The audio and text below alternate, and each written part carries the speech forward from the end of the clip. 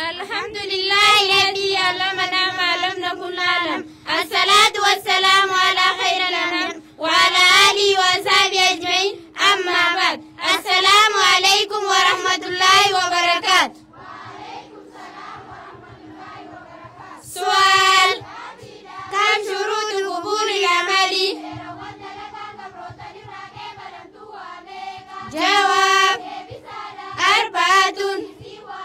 أولا الإيمان بالله.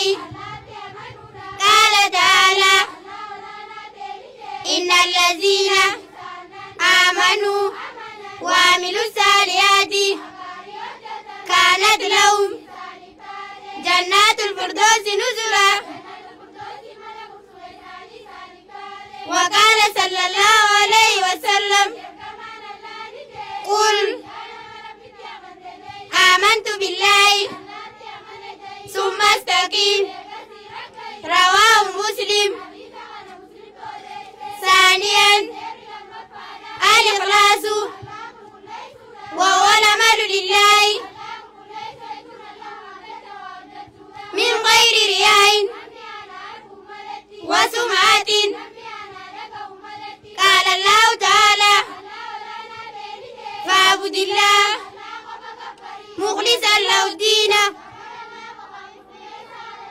وقال صلى الله عليه وسلم: من قال لا إله إلا الله دخل الجنة. صحيح. رواه البزار. ثالثا الموافقة لما جاء به الرسول. قال الله تعالى: وما آتاكم الرسول فخذوه وما نهاكم عنه فانتهوا.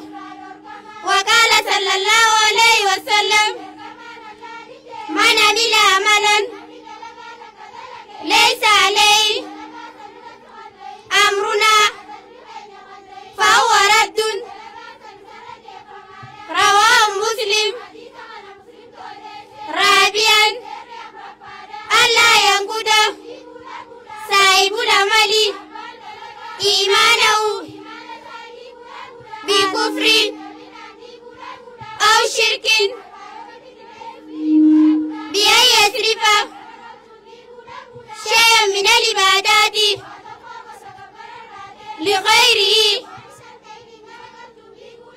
كدعاء الأنبياء والأولياء والأموات والاستعانة بهم. فقد قال صلى الله عليه وسلم: